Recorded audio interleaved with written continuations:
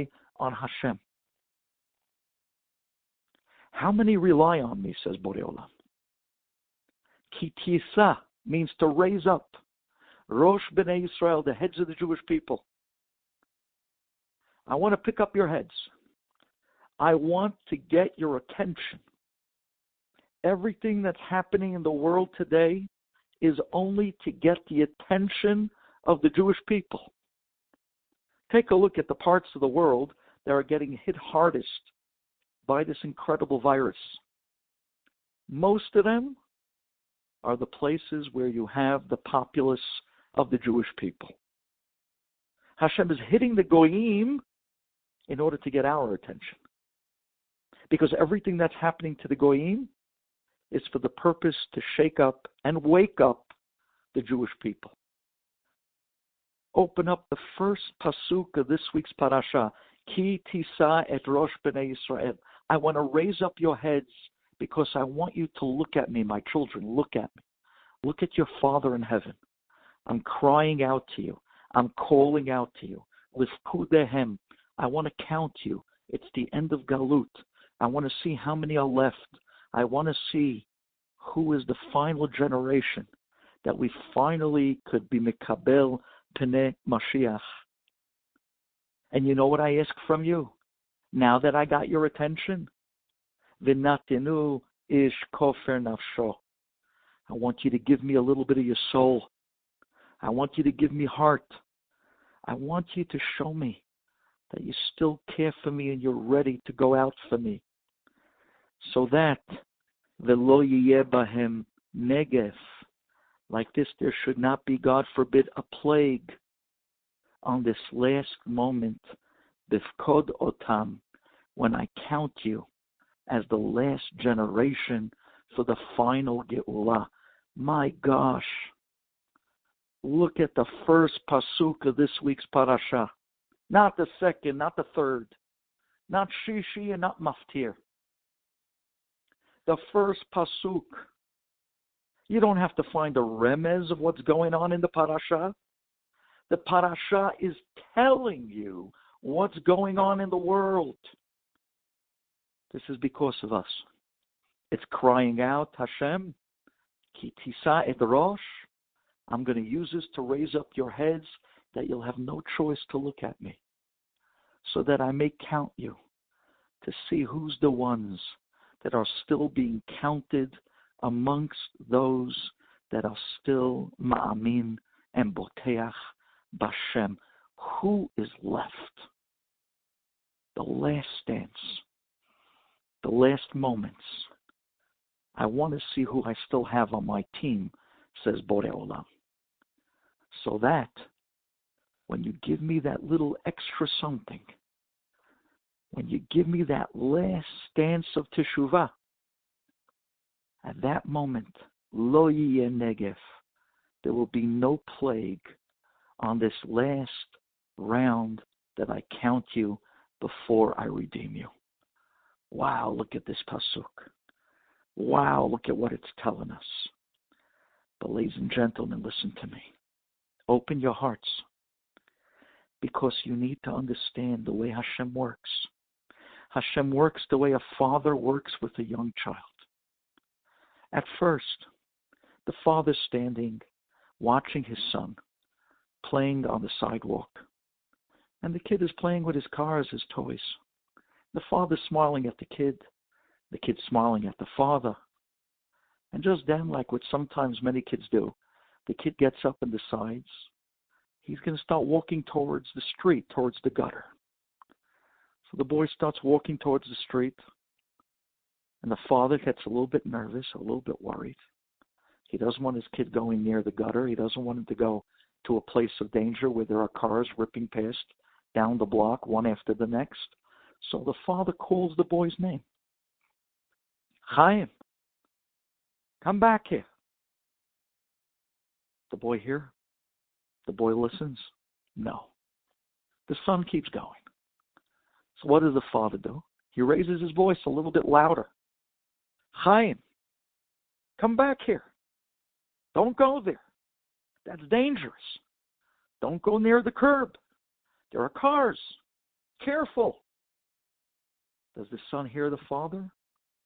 The son, he's chasing his ball, he's chasing his car, his truck, his toys. He hears nothing. He sees nothing. He just sees what he wants to see. He just goes after what he wants to go after. And he's going closer and closer to the curb. Finally, the father realizes the kid's not listening. He's running into danger. There are cars coming down the block. He's almost at the edge of the curb. The father screams really loud, "Chaim, this is the last time I'm calling your name. It's dangerous. Get away from there. Get back here." The boy doesn't hear. He's still chasing his toys. What does the father do at that point? He runs up to the curb, grabs the boy at the last second, and he gives him a whack on the side of his head. And he says to him, "How many times did I call your name? How many times did I beg you? Stay away from there. It's dangerous. You're about to run into the street." The kid looks up at the father and he starts crying. "What are you doing to me? Why are you doing this?" The father says, "Why am I doing this? I called you once. I called you twice. I called you 3 times. You didn't answer me. I saw you going straight into the street. I had no choice. I had no choice to raise my voice. I had no choice to come and give you the patch. Until finally I got a reaction.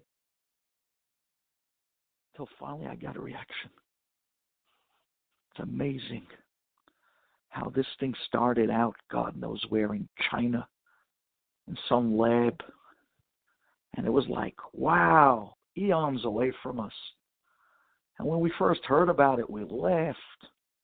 We laughed at the Chinese. We laughed at the food that they eat. We made fun of them. They eat cats. They eat dogs. They eat monkeys. We were laughing. But then after that, we started hearing they started closing down a city and then another city. And then little by little, we started seeing people that we know who had factories out in China. And their factories were being closed. Hey, wow. I guess this isn't a problem that's so far away. It's a little closer than we thought because it's hurting us financially. We have people in the community, giants, that were brought down to their knees because their factories were closed. We thought it was a financial problem. But okay, I don't have factories in China. So does this really have to do with me? Nah, we went on with life. And then from there, quietly, it started to spread beyond China. And then it went into Europe. And then suddenly we started hearing Israel started having a few cases. And little by little, it started creeping up, slowly but surely, into the circles of Klal Yisrael. And now the unthinkable took place. And it came to Brooklyn, New York. And now we're hearing about schools closing. And we're hearing about crazy panic of people running up and down Kings Highway. They can't even buy a piece of meat for Shabbat. The stores were all wiped out as if, God forbid, we're in the middle of a war. And we stop for a minute and think, what is going on here? And that's the moment that we realize, Ki tisa et rosh bnei Israel.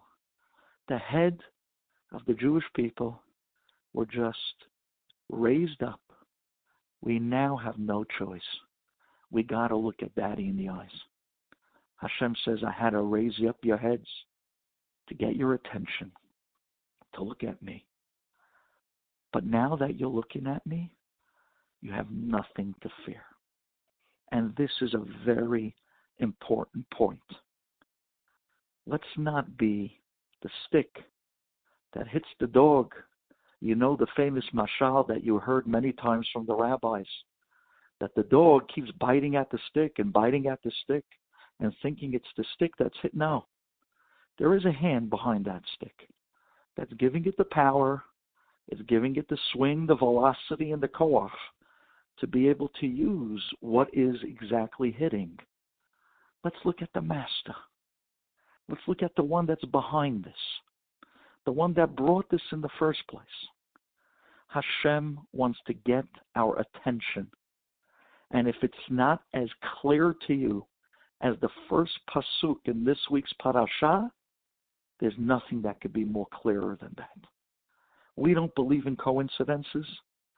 If it fell out to hit our community this week, then it has to do with the parasha that's screaming the first pasuk this week.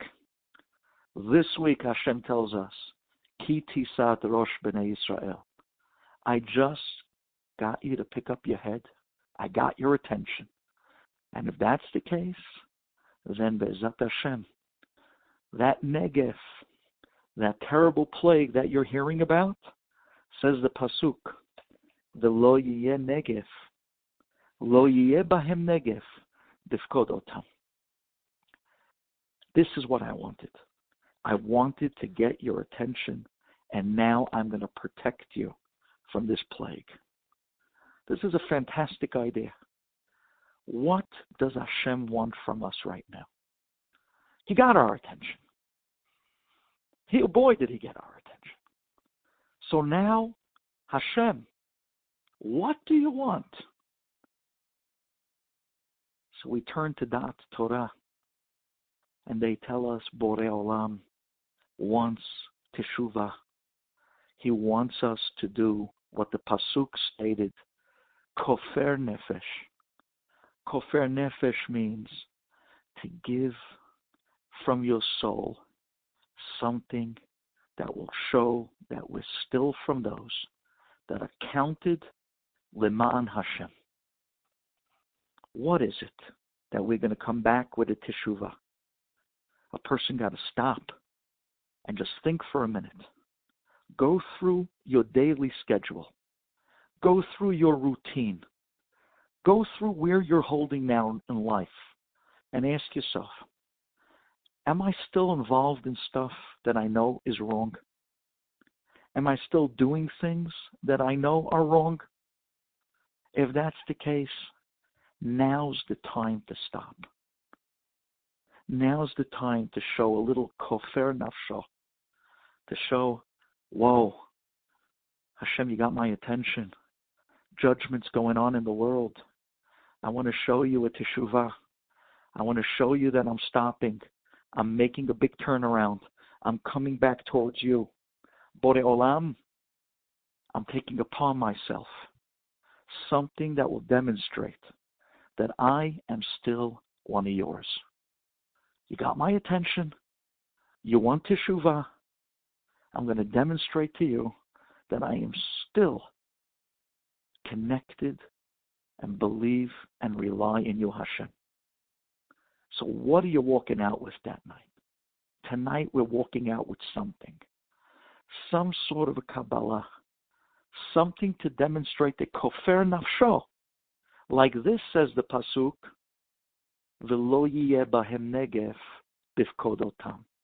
So like this, the plague will not reach our families, will not reach our circles.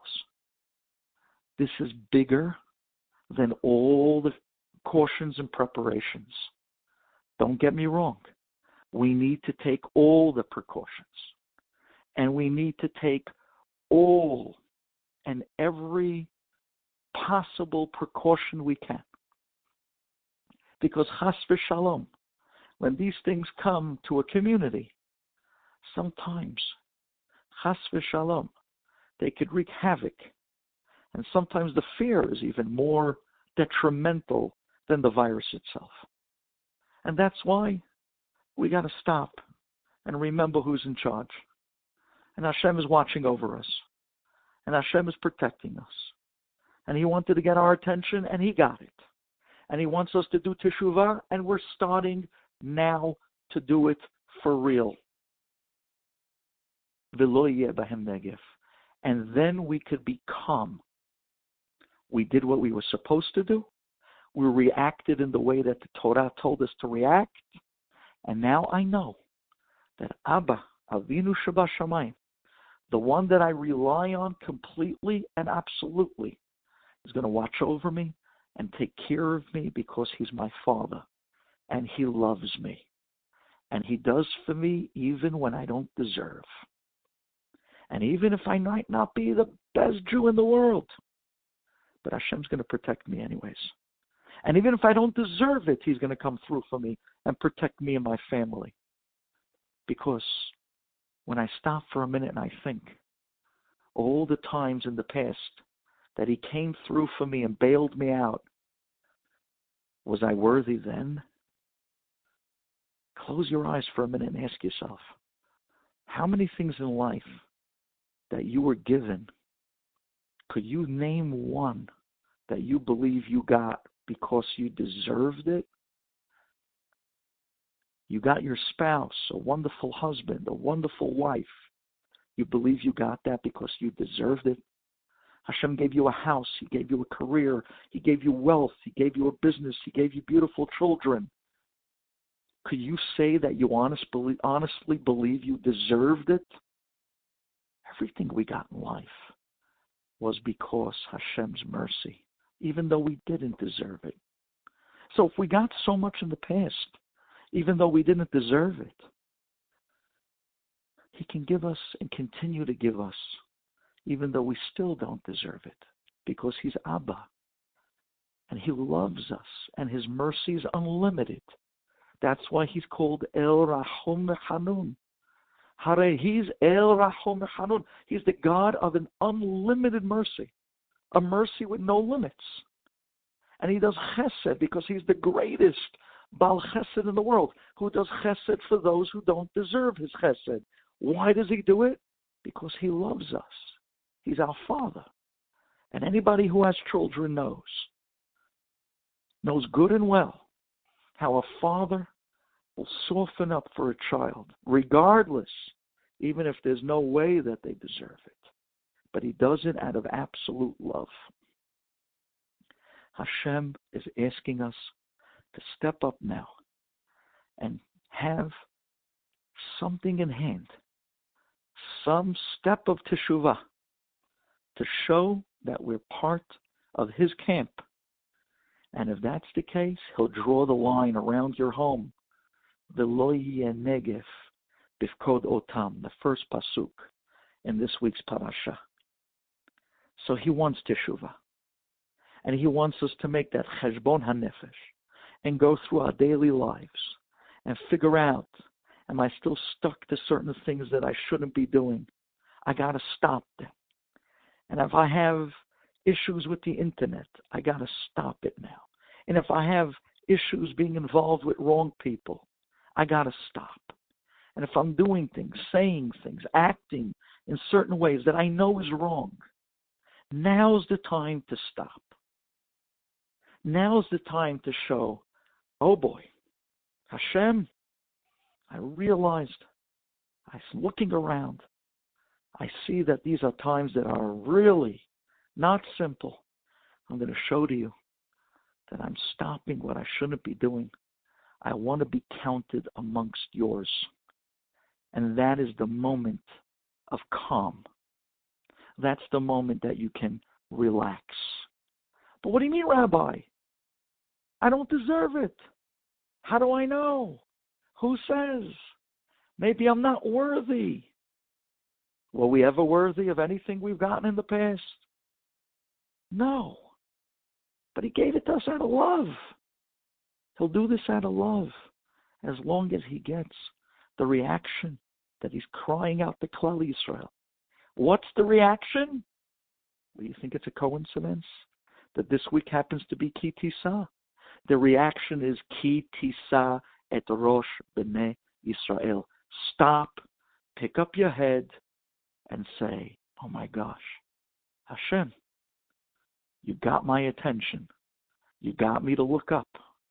You're talking to me. I got the message. I'm working on myself.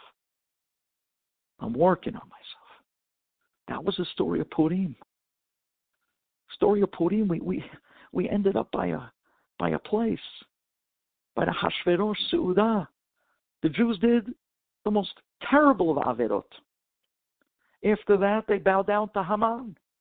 Around his neck was Avodah Zarah. We thought we were doomed. We messed up big time. There was a terrible decree of annihilation. What did Mordechai Esther teach us? That Hashem shook us up with a fear. The mask, the fear was called Haman. But it was there to get us to stop and pick up our heads and to realize. Says Borei Olam, I need to get your attention so that you'll turn yourself around. Do the teshuvah and leave the rest up to me. And I will show you that everything that I've done that looks so scary was done just for you, Klal Yisrael. Haman was brought to power just for you, Klal Yisrael. So I can wake you up and shake you up so that you can turn yourself around and come back to me. But the moment you come back to me is the moment we take off the mask. Isn't it amazing that this past Purim, the entire world was wearing masks? Did anyone stop for a minute to think, wow, generally on Purim, we're the only people wearing masks. Now, the entire world was in a Purim costume. The whole world was wearing masks. Did that hit anybody? Wasn't it the message of the mask that was screaming to us? Hashem was saying, look, I got the whole world to put on Purim costumes on Purim so that you, Klal Yisrael, will get the message of the mask. That the whole thing is a mask. Don't look at the outer layer. Don't look at the lavush. Don't look at the mask. Look what's behind the mask. Look who's behind the mask. Look who's behind the corona. Look who's behind the mask. Look who's controlling this. That's exactly what Mordechai did. When he saw that the Jewish people were panicking because they were looking just at the mask, just that outer layer, just at Haman and his decree, and they weren't looking beyond the cause of it. What did Mordechai do? He switched his clothing. He took off his bigdei, melucha, and he put on sak va'efer to demonstrate. It's only clothing. It's only the outer layer. It's only a mask. Take off the mask. Switch the clothing. Take off the outer layer. Bring out the inner layer.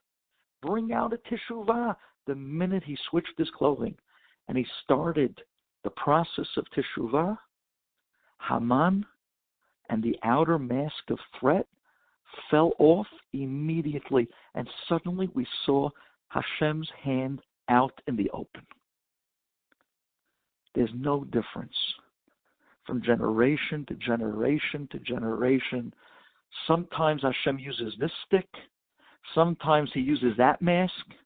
Sometimes he uses this costume. But it's all the same Hashem behind all of these different disguises. And it's all the same technique. It's a certain fear that comes closer and closer and closer until it hits home and it shakes us up and it gets us to yell and scream, wait, Hashem, you're talking to me. Ki tisa et rosh b'nei Yisrael. You got us to lift up our heads. We're looking at you. We got the message. We realize that there's something behind the mask. We realize it's not Haman. We realize it's not Ahasuerus. We realize that it wasn't the Crusades, it wasn't the Spanish and the Spanish Inquisition, and it wasn't even Yamashimo Hitler either, but there was a force behind it that caused that stick to be used to shake us up so that we can react like B'nai Torah. We don't close yeshivot. We open up the learning to protect us. We opened up the tshuva to scream out and say, I'm back, Abba. You got my attention. I'm turning my heart back to you. The things that I know I shouldn't be doing, I'm going to stop. I'm going to start keeping Shabbat because Shabbat is an amazing Shmirah. You got my attention, Abba. Now I'm back with you. Oh, the father got the son's attention. Now already, what does the father do at that point? He picks up the kid. He hugs him. He caresses his hair. He kisses him. And he says, I just wanted to get your attention. Don't cry. But now that I got your attention, you came back to me. Now look, I'm going to raise you up and put you on my shoulders. I'm going to carry you through and watch you and protect you. This is an amazing moment we're in. There are certain things that were known in Klal Yisrael to be the great protectors in times of difficulty and especially in times of plague. It was mentioned to us, the saying of Pitum HaKetoret, saying the Ketoret every single day. The Ketoret was something of a gift that was given to Moshe Rabbeinu by none other than the Malach HaMavet himself. Could you imagine that? The angel of death gave a gift to Moshe Rabbeinu. When Moshe Rabbeinu went up to heaven, Alita lamarom, Shavita shevi, Lakachta matanot, L'bnei Adam. The angels gave Moshe Rabbeinu presents. And you know who was standing on that line? An angel that no one would expect. None other than the angel of death. The Malach HaMavet came and gave Moshe Rabbeinu a present, a secret. And he told Moshe Rabbeinu, anytime you want to be able to make me powerless over the Jewish people regarding sickness, regarding all types of calamity, the angel of death gave Moshe Rabbeinu the Pitum HaKetoret, the Ketoret that we say every day. We say it almost how many times? Well, we say it twice in Shachrit, and we say it a third time in Mincha every day. According to the Tzaddikim, we really should be saying it not 3 times a day, but really 7 times a day. That's why many Tzaddikim, they'll say the Ketoret in the beginning of Shachrit, and then at the end of Shachrit, they'll say it instead of another 1 time, they'll say it another 4 times, maybe even 5 during the day, so that they'll have a grand total of 7 times every day. The Ketoret is an unbelievable protection against all sickness and all calamity and all problems. It was given to Moshe Rabbeinu by Malach HaMavet. Our rabbis are encouraging us in these times to say the Pitum HaKetoret, men, women, and children. It's an unbelievable shmirah for the home. This is something to take to heart in these days. Let's not forget we're walking out of Purim. Purim was a day that taught us about Matanot Levyonim. You know, the rabbis tell us that the word Matanot, if you take a look at the word Matanot, Matanot Levyonim, gifts, tzedakah, to the poor Jews, poor Talmidei Chachamim. It was what saved the day in the days of Purim. Take a look at that word matanot for a moment.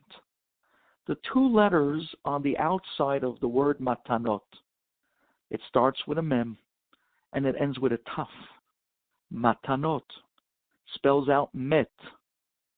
But then there are 3 letters in the middle. And those 3 letters are tenu. The rabbis tell us an amazing thing we learned from the days of Megillah. If you want to beat the 2 outside letters of the word matanot, you need to bring out the 3 inner letters of matanot. You want to beat the mem and the taf, the 2 outer letters, met, nita, tenu, the 3 letters on the inside. Tenu, give and give and give. And the more you give, tzedakah, tatzil mimavet, it gives a tremendous shmirah to people when it comes to these type of things. There's another thing that we take upon ourselves and strengthen in these times, and that is Shmirat Shabbat. Shabbat is an unbelievable Shmirah for everything. Shabbat hi milizok, we say on Shabbat. Urfuah krova lavo. Shabbat is the antidote to all sickness, to all problem, and definitely to plague. Those who are Shomer Shabbat, Shabbat is Shomer them.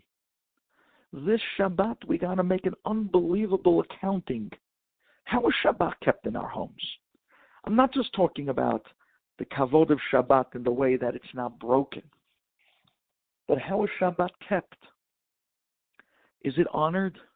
Is the Shabbat table something that we can be proud of? Do we have our kids singing by the Shabbat table? Is the Shabbat table a place that we look forward to sit with family? Or God forbid that it become a burden.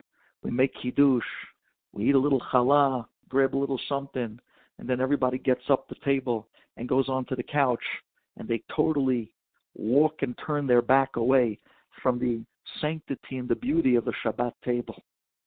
The Shabbat table is a table that brings Kiddusha and Shmirah to the home.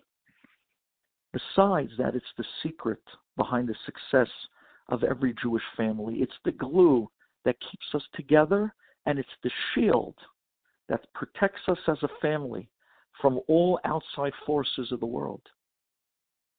My Rebbe, Dayan Fisher in Eretz Yisrael, he told me many years ago, he said to me, a Jew that keeps Shabbat,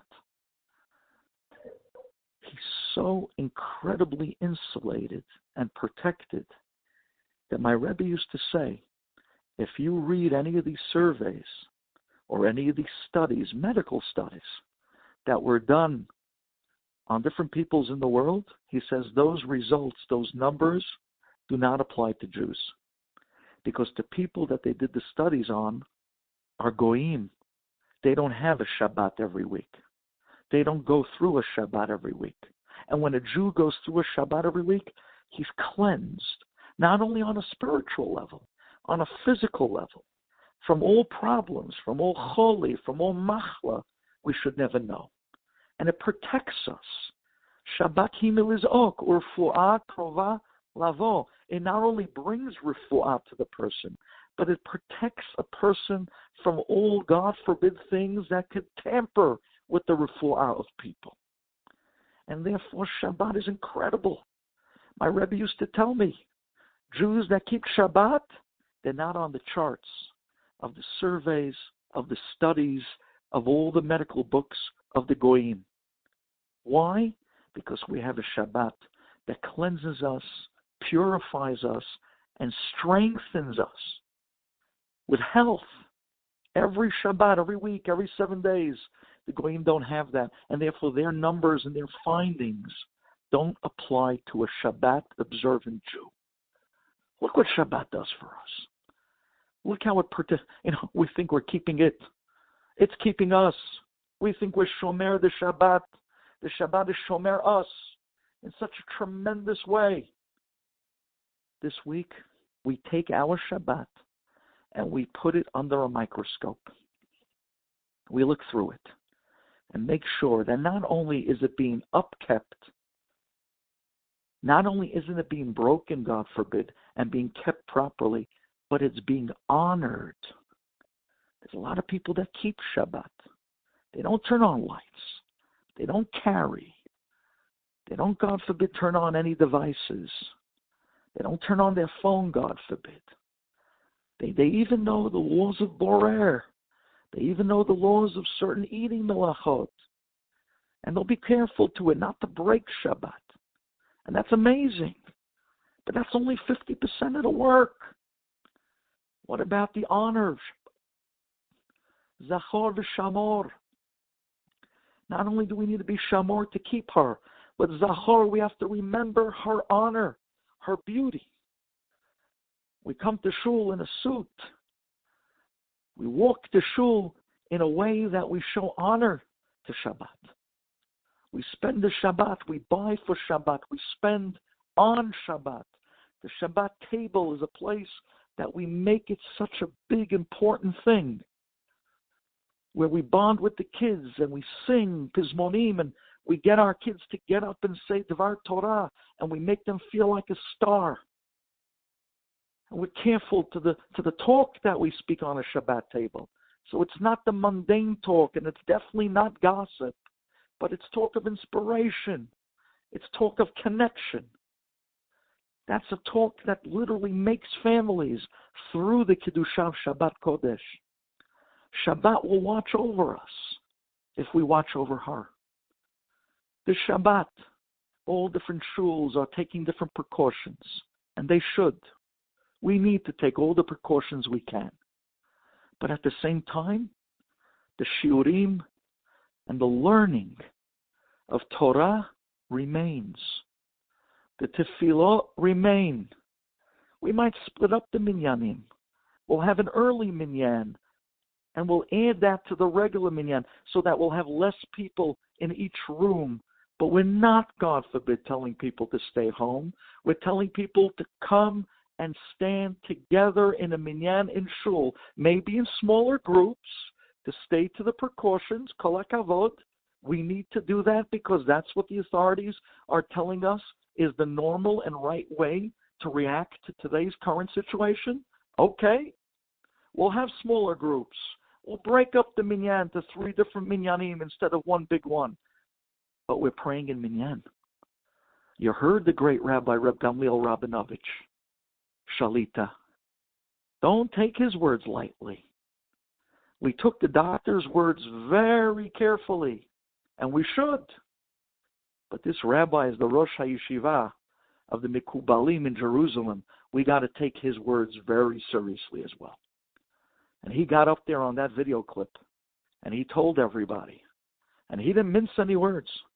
And if you heard that video clip, you know good and well what I'm talking about. He said, you try and test me.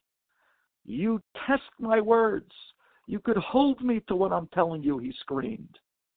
Any Jew that prays in a minyan 3 times a day, and he watches, and he gets better not to talk in shul, I guarantee you that he will be spared from this pandemic. Him and his family. That's what he said. We could rely on him. He has the shoulders. He's a giant of a tzaddik, a giant of a mekubal. He has the shoulders to make a statement like that, and we could rely on his greatness. We could rely on Da'at Torah more than on anybody else. That has been proven true throughout history, throughout every problem that the Jewish people has ever gone through. There was always one camp saying one thing, and there was always the rabbis saying something else. Now is the time that we need teshuvah. Now is the time that we need the best tefillot, and that is only with its tzibur. Now is the time that we need Torah, and that's why our yeshivot should continue to pump and learn Torah yomam v'layla, maybe even more than before, not less, maybe even more. We need the learning. It's the Torah that protects us. Everybody knows the famous Gemara of Rabbi Akiva in Masechet Berachot. The Romans made a decree that anyone that learns Torah or teaches Torah in public or at all, for that matter, a death sentence on them. They'll be arrested. I mean, could you imagine a bigger sakana than that? And Rabbi Akiva, the Gemara tells us, Rabbi Akiva went out. Not only did he teach Torah, but he didn't teach it in the basement either. He went out and he taught it openly in a stadium. And people asked him, Rabbi, what are you doing? You know good and well what they're going to do to you. They're going to come get you. And Rabbi Akiva told him the famous story, the mashal, about the fox talking to the fish in the stream.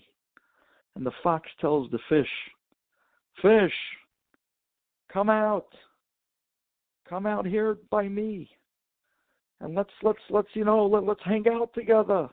We'll be friends. Come. And the fish, they look at the fox and they say, you're supposed to be the smartest of the animals. You're a fool. It's hard enough for us to stay alive in the water. We are trying to dash and stay away from the nets of the fishermen, from the fishing rods and the hooks of the fishermen. It's hard enough for us to stay alive inside the water. You expect us to think that we could stay alive outside of the water? Says Rabbi Akiva, Klal Yisrael, we're the fish, and the water is Torah. It is literally our life force. It's our oxygen. As long as we're in the water, we have a chance. But if you think that you're going to make us or put us in a better position when we're outside of the water than from the struggles we have inside the water, you have a big mistake. We need Da'at Torah for everything we do. We need to take all the precautions, and we need to hold to the word of the doctors, and everything that we need to do, we're doing. But let's keep our eye on the ball. Let's remember who's behind the mask. Let's remember what he's asking from us. He's asking for us teshuvah. He's asking for us cheshbon hanefesh. He's asking for more Torah. He's asking for us to be moser nefesh for tefillah. He wants us to keep our makom kavua in shul. He wants us to sit in the place that we're supposed to be sitting when praying during tefillah. He wants us to give a better tefillah, to feel a pressure and a strain so that we can go the extra mile to show a kofer nafsho. Like this, lo yeh bahem negef. There won't be a plague, lifkodotam, when I count you on the final counting of the Jewish people when it comes to Geula. And there's one last point I'd like to mention before I close with the last story. And that is, make no mistake, we have a gift, something that protects us against all mashchit and evil. And it's something that we all could be mechazik in such a big way right now. You know, we say all the time, when we are about to pray arbit, v'hu rachum yichaper avon, v'lo yashchit, v'herba l'ashiv apo, v'lo ya'ir kol chamato. There are 3 angels that are used to bring bad things down to the world. We should never know from these 3 terrible mashchit, these 3 terrible bad angels. All bad things that are brought down to the world, they are the delivery men. You know who these 3 angels are? The first one is called Af. The second one is called Mashchit. And the next one is called Chema. Let's take a look. V'hu rachum yichaper avon v'lo yashchit. There he is. Hashem, please save us from this angel Mashchit. V'hirba lahashiv apo. And also save us from apo, which is the second one. Af. V'lo ya'ir kol chamato. And please save us from Chema. These 3 angels, unbelievable. Look at their names. How David HaMelech uses these names in V'hu Rachum to ask God to protect us against them. V'hu Rachum yichaper avon. His mercy should forgive us and keep the Af and the Chema. I mean, think about it for a minute what we're saying. The rabbis tell us something fantastic. Mashchit, Af, Chema. You know what their Rosh Tevot are? Mem, Aleph, Chet. Mashchit, Af, Chema. Which is also the Rosh Tevot of Mayim, Acharonim, Chova. Mem, Aleph, Chet. Mashchit, Af, Chema. Mem, Aleph, Chet. Mayim, Acharonim, Chova. When we do Mayim Acharonim, at that minute we knock out the Mashchit, the Af, and the Chema. But that's not enough. Because the great rabbi, a rabbi that you've heard of his name, not in connection with Birkat HaMazon, but he was the rabbi that started the entire Daf Yomi movement. The great Rabbi Shapiro, came to a yeshiva right before the Holocaust, and he spoke to a young class of 7th graders, and he was telling them about the importance of Birkat HaMazon. And the rabbi got up and told them what I just told you now.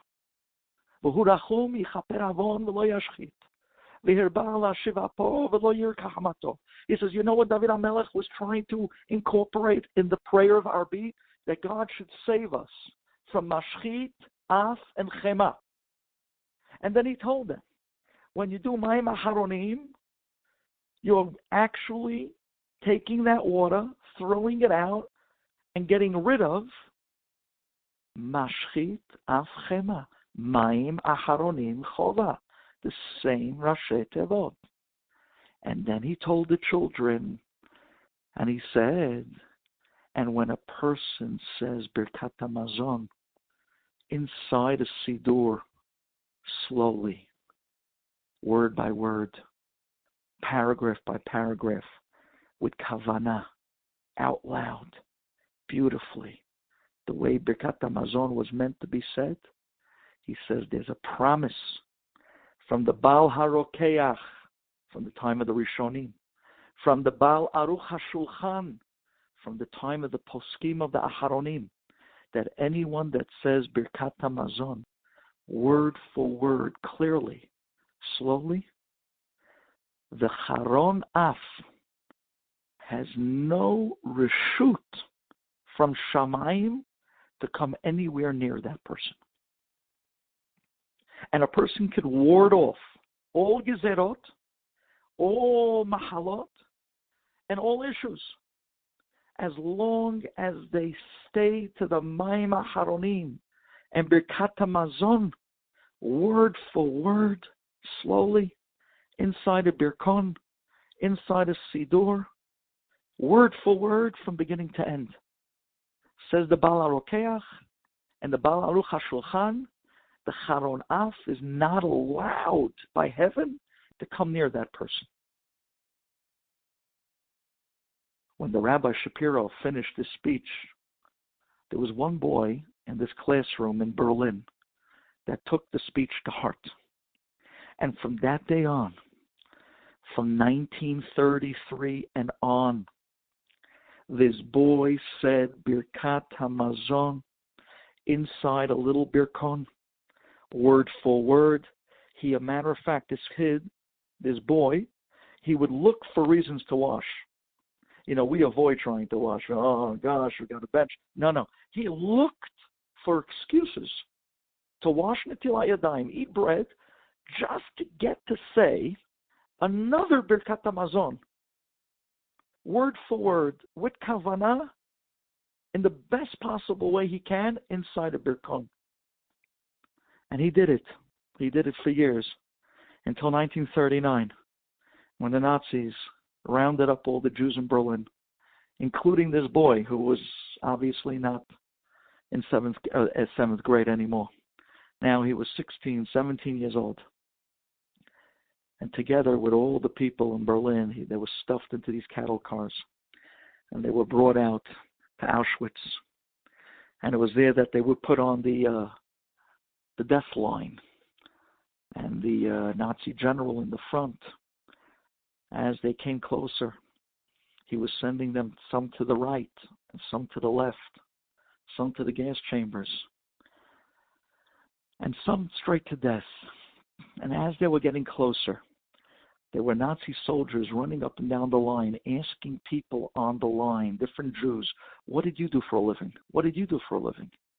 And the people that they saw were elderly, immediately they put them to the side of the line. And the people that they saw were very young, immediately they put him on the side to the line later on to be taken to the gas chambers. When they walked up to this boy, who was at that time 16, 17, there was a man standing in front of him. They asked the man, what did you do for a living? He said, I was a chef. They turned around to the boy, and he looked young. So they grabbed him, and they were about to pull him off the line to put him to where the younger kids are. He was going to go with the old people straight to their death. And this guy, the Jew that was standing in front of him that said he was a cook, he was a chef, he turned to the Nazis, and to save this boy's life, he said, he's my apprentice. He helps me.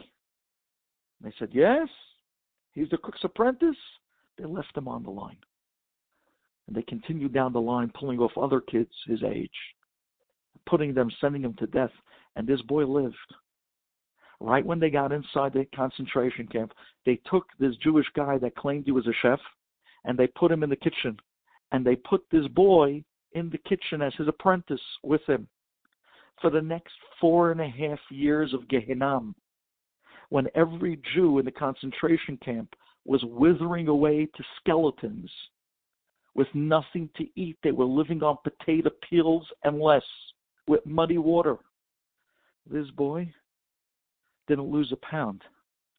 He spent the entire Holocaust in the Auschwitz kitchen with plenty to eat, with plenty of nourishment.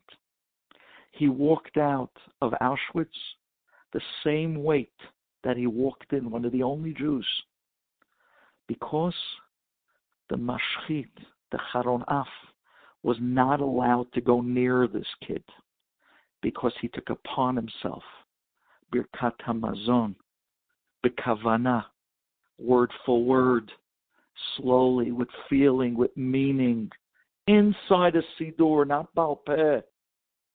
And he did it. And because of that, the Charon Af was not allowed near him.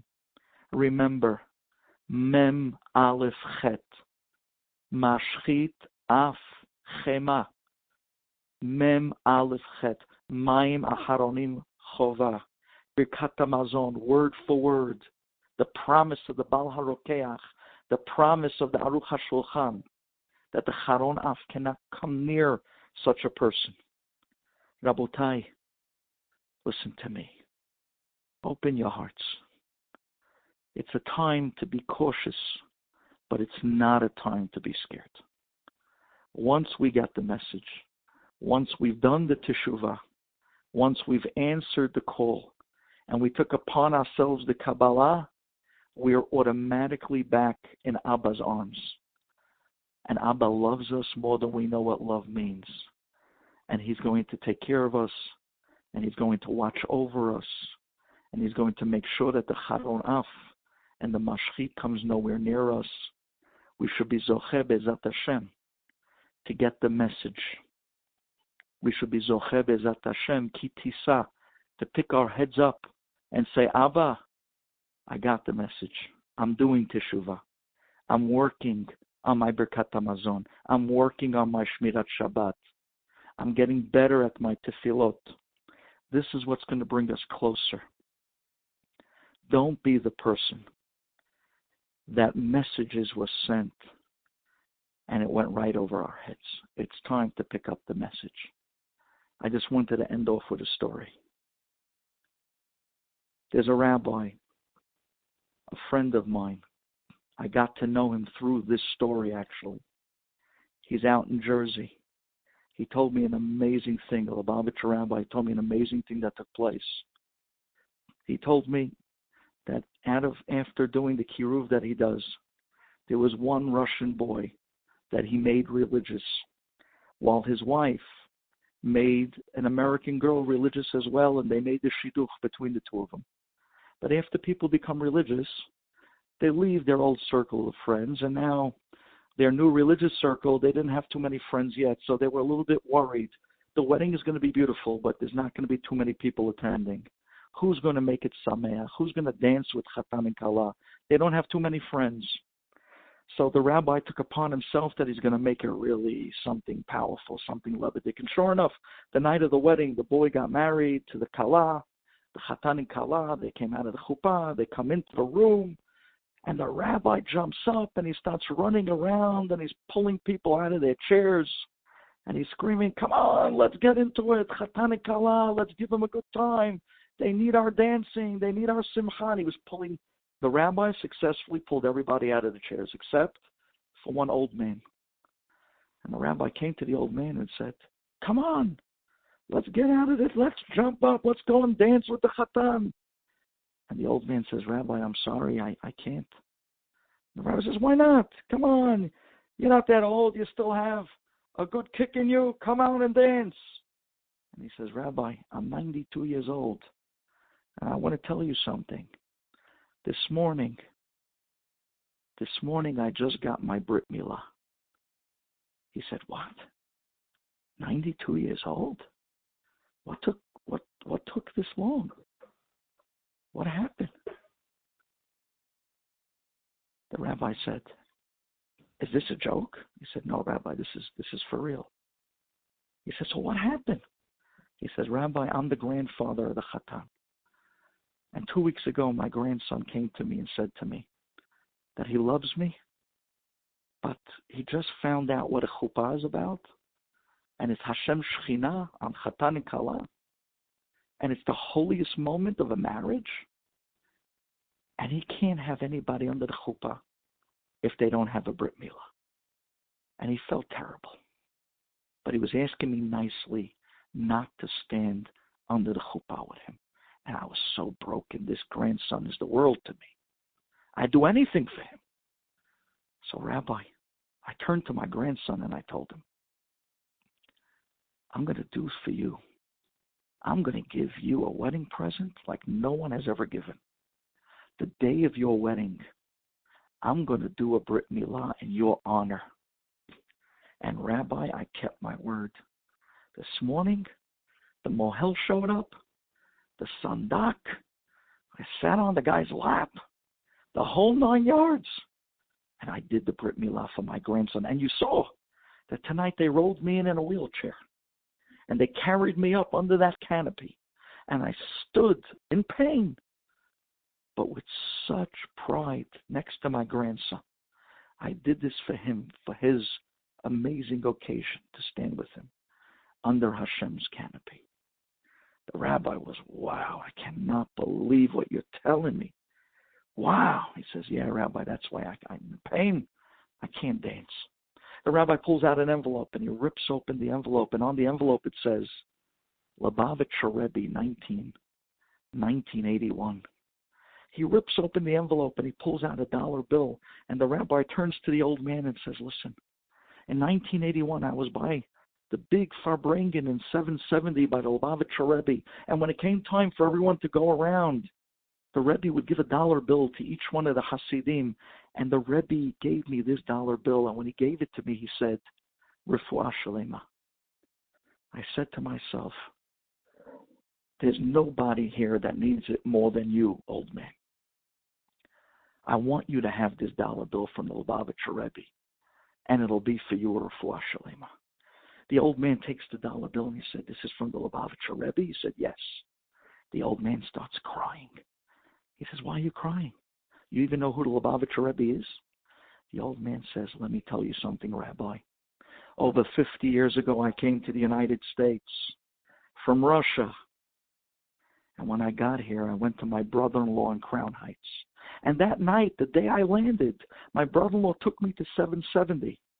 And there I saw the Lubavitcher Rebbe for the first time. And the Hasidim were dancing, and the Rebbe spoke. And then when he was done, everyone got around in a circle, and they walked by him. And as they walked by the Rebbe, everyone was handed a dollar. And it came my turn. And I stood in front of the Rebbe, and the Rebbe looked up at me. He was about to hand me the dollar bill, and then he pulls his hand back. And he says to me in perfect Russian, tell me, did you ever have a Brit Milah? And my face turned red. And I said to the Rebbe, no. And the Rebbe said, no. The Rebbe took my hand, and he rubbed my hand, and he put the dollar bill inside my hand. And the Rebbe, the Lubavitcher Rebbe, told me that day, that night, take this dollar bill, and the day you get your Brit Milah, I will give you another dollar bill. Rabbi, you have no idea what it means to me than what you just hand me this dollar bill. Some people, we get the message right when it's given to us. And some dilly and dally, And some it takes time until finally it hits a point where Hashem screams, I'm talking to you. Pick up your head. Ki tisat rosh b'nei Yisrael. I'm asking for more than precautions. I'm asking for teshuvah, a response, more Torah, a better Shabbat, a little bit more tzedakah. But most of all, I want your heart so that I can count you amongst my own. So now that finally I can bring and crown the Melech HaMashiach, that this Pesach will be able to bring the Korban Pesach in Yerushalayim Ir HaKodesh.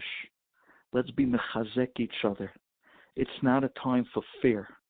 It's a time for chizuk and strength and calm, because now we got the message. Thank you for listening.